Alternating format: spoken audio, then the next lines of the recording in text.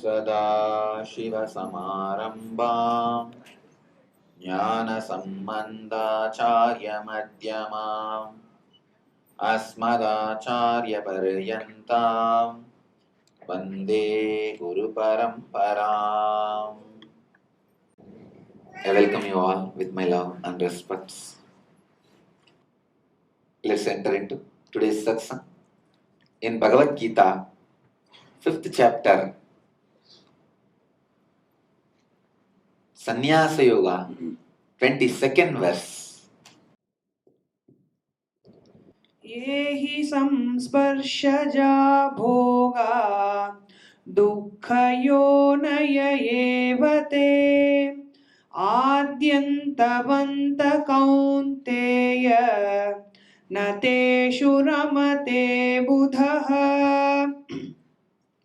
Yehi samsparshaja bhoga dukkayonaya evate Adyantavanta kaunteya nateshu ramate buddhaha. Yehi samsparshaja bhoga dukkayonaya evate Adyantavanta kaunteya nateshu ramate buddhaha. Yehi samsparshaja bhoga dukkha yonaya evate ati antavantah kaunteya nateshu ramade buddhaha. The translation: the wise man does not amuse himself with the experiences born of the contact with the senses, O son of Kunti, for indeed they are the source of all troubles and they have a beginning and an end.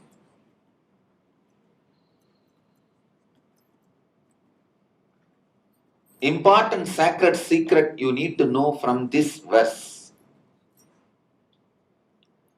Bhagavan is insisting on growing in subtle planes. Please understand. Anything which is grass, matter, which has beginning and end, will bring only suffering in your life. Anything. The more subtle you grow, the beginning and the end, the gap between the beginning and the end expands, means the longevity becomes more. The more subtle you go, there are some things which has no beginning but which has end. But the subtlest level when you go, there are some things which has beginning but no end. But when you go more subtle than that, there are something which has neither beginning nor end. Please understand. In the grass level, first level, there are things which has beginning and end which you can see. You can see the beginning of it and end of it. Second level, there are things which has beginning and end but you can't see, like a 300-year-old tree. You know there is a beginning, there is an end. Only by logical conclusion, you yourself won't see it.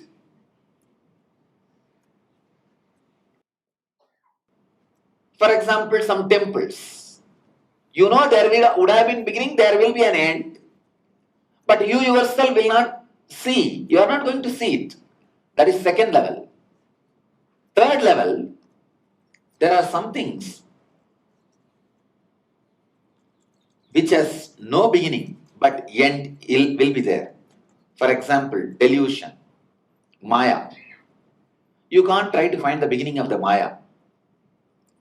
If you try to find the beginning of this whole cosmic Maya, how did it start? When did it start? You will only break your head.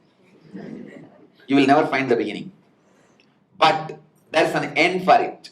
If you become enlightened, The moment you are enlightened, Maya ends. So the third level, there are things which has no beginning, but which has end. The fourth level, there are things which has beginning, but no end. For example, enlightenment. We know the moment it is going to become your life, which has a beginning, but it has no end. Once you achieve, over. There are some things, next level, which has neither beginning nor end. Understand? The subtler and subtler you grow, you experience the subtler and subtler dimensions of this. I'll explain once more, catch it, because it is such a subtle truth. Catch the truth. First, which has a beginning and end, which you will be able to perceive.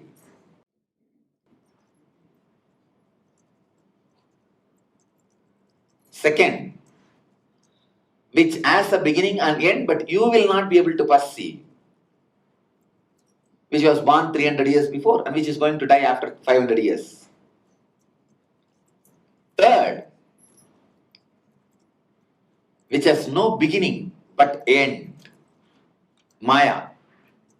Fourth, which has only beginning, no end, enlightenment.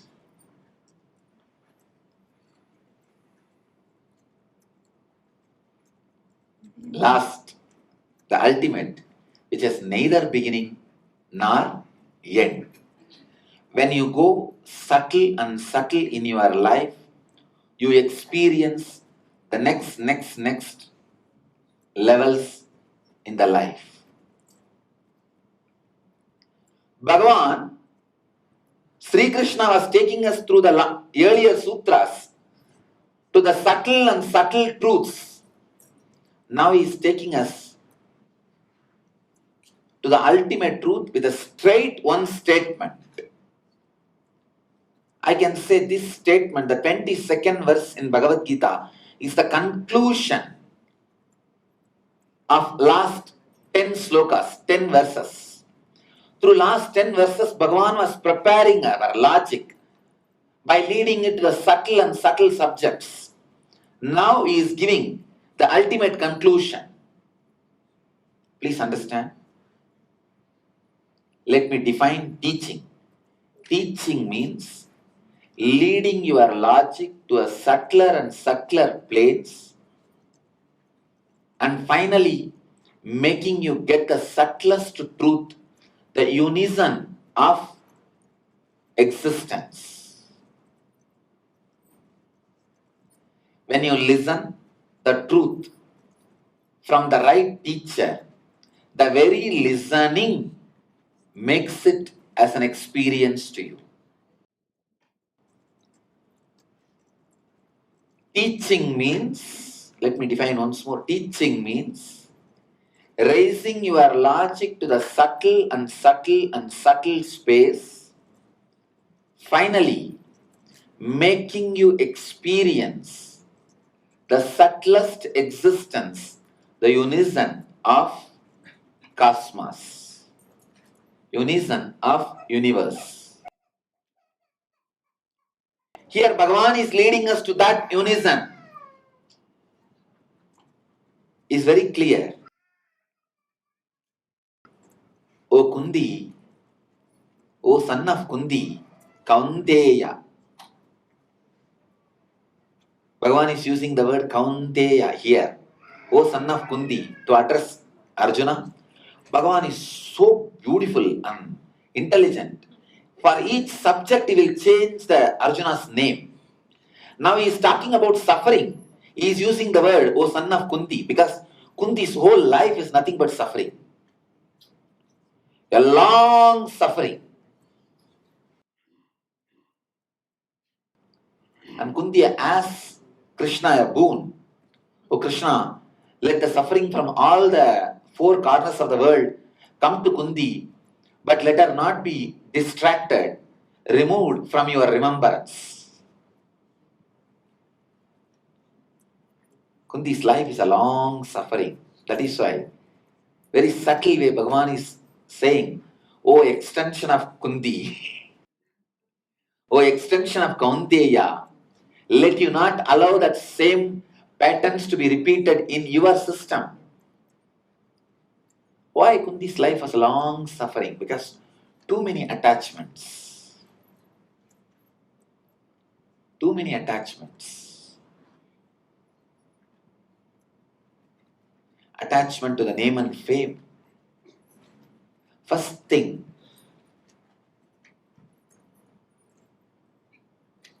our attachment to the name and fame is responsible for Karna being orphan. Otherwise, she could have been open. She has not done anything illegal. Calling a divine energy and having a son through the divine energy was acceptable in those days because it was not a physical relationship. Please understand.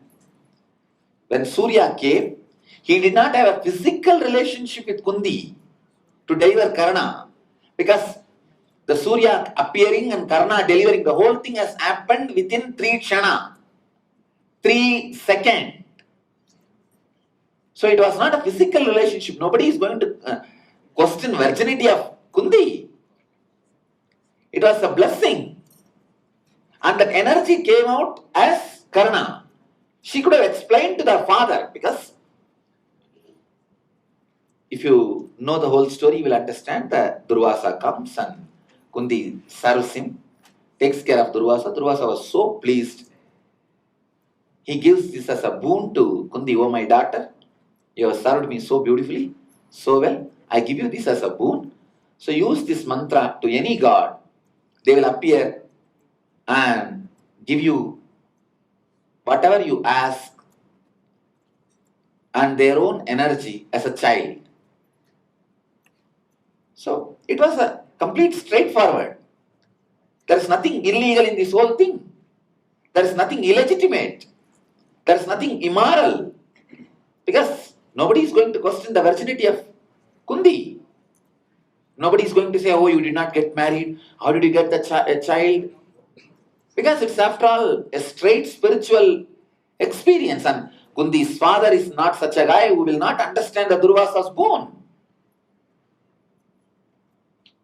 She could have openly told the father, somehow did not have the courage. And she was too attached to her name. So Kundi, the Karna has to be orphan. And then from there starts her suffering. Understand, keeping a secret inside is not a joke. It is not a joke. Many times people ask me, Swamiji, what is the reason for your joy?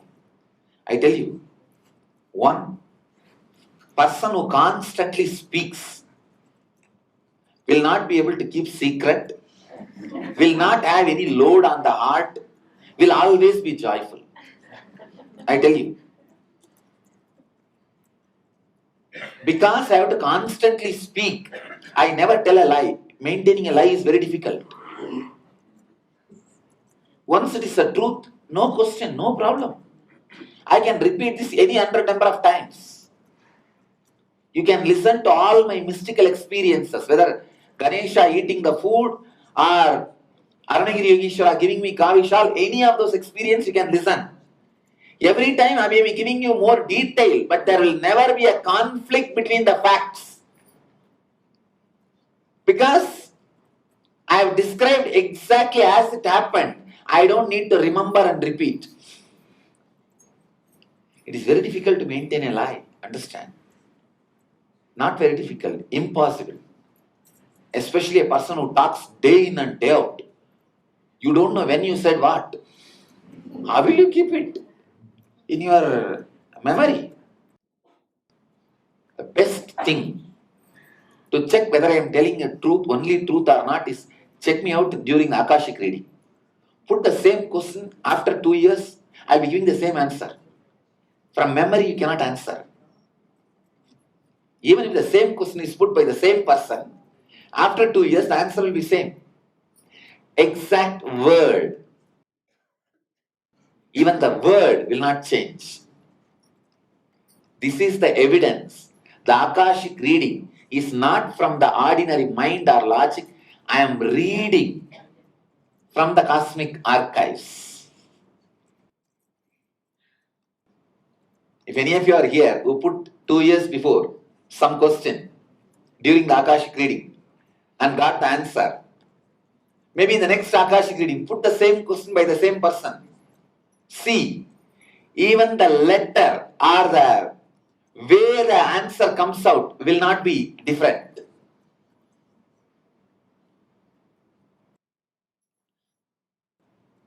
That's the way to check whether whatever comes out is from the some other plane. Keeping a secret is very difficult. Kundi, the poor lady, has to live with that secret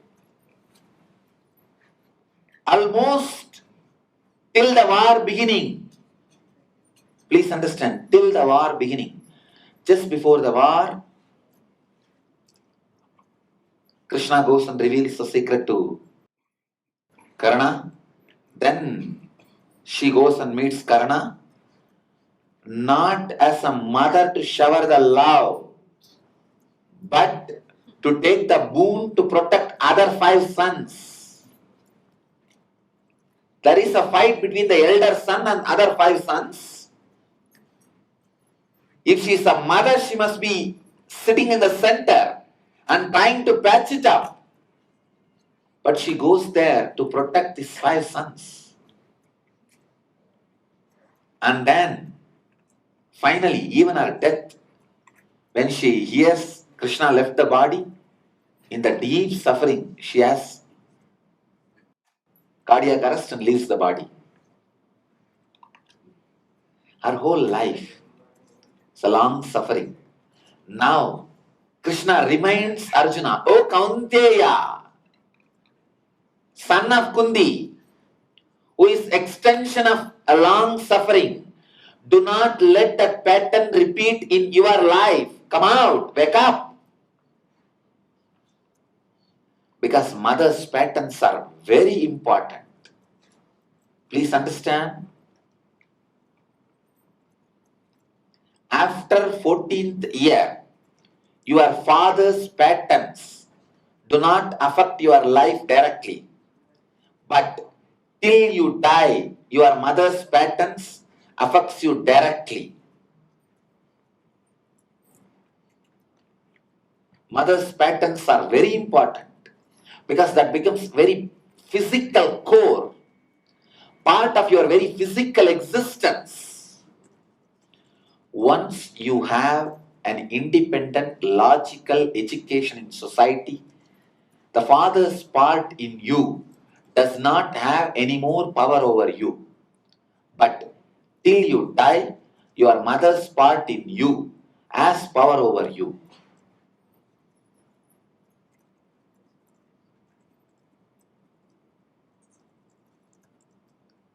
Only if you become enlightened, you are liberated from both patterns.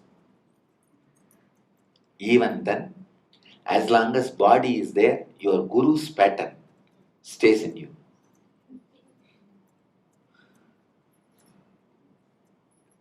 Here Bhagavan is reminding Arjuna,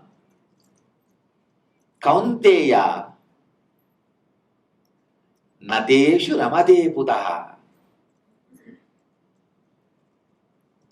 Anything which has beginning and end is the source of all troubles. Does it mean Bhagavan is saying, don't have anything which has beginning and end? No. He says, don't be affected by the things which has beginning and end. Let your inner space not be too much affected, occupied by the things which has beginning and end.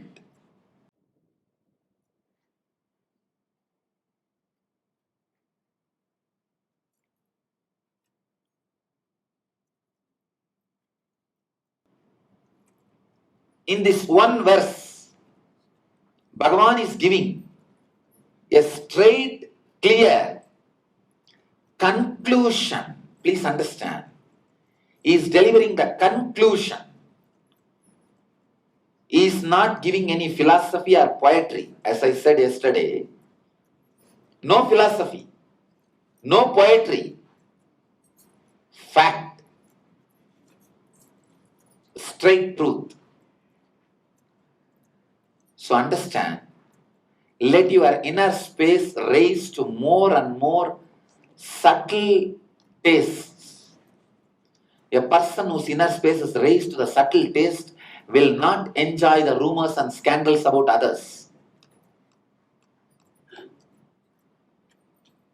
If your taste becomes subtle and subtle,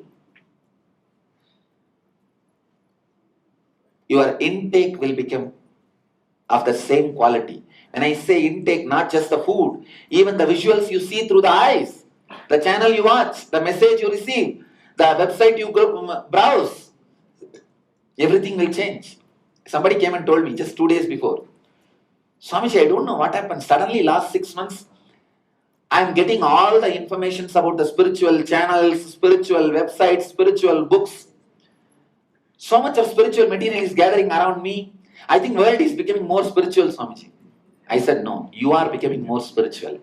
That is why you are attracting only that kind of things around you. If your taste is very grass, dirty, you will be sitting only with yellow journals. That scandal shows. If your taste raises to the little subtle level, you may just enjoy music channels. If it raises more, it becomes more subtle. Then maybe philosophical thought trends. When it becomes more subtle, the spiritual ideas. Based on your taste, your intake, quality changes.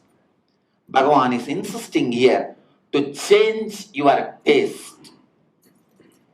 Let it become more and subtle and subtle and subtle, so that you are not affected by grass level things which has beginning and end.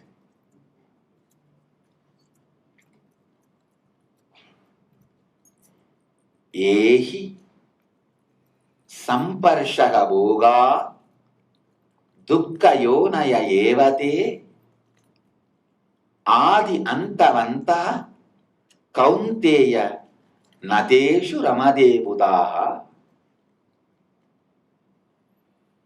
Bhagavatam, as beautiful sloka, which is very close to this Gita verse. Shukasya antaram dukkham, dukkasya antaram sukham, chakravat parivartete, shugadukke nirantaram. Let me give you the translation. Sorrow follows the pleasure and pleasure follows sorrow. In this manner, sorrow and pleasure keep moving in a never-ending circle. Only this never-ending circle is nirantaram.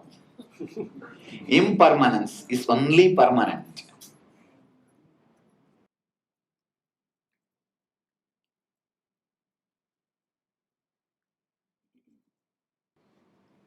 The essence, the sacred secret from this verse, let you raise your taste to more subtle and subtle and subtle level, so that you are not influenced, affected by the grass matters. Let you all achieve, experience, live, express, radiate, share, and explode in eternal bliss. Nithyananda. Thank you.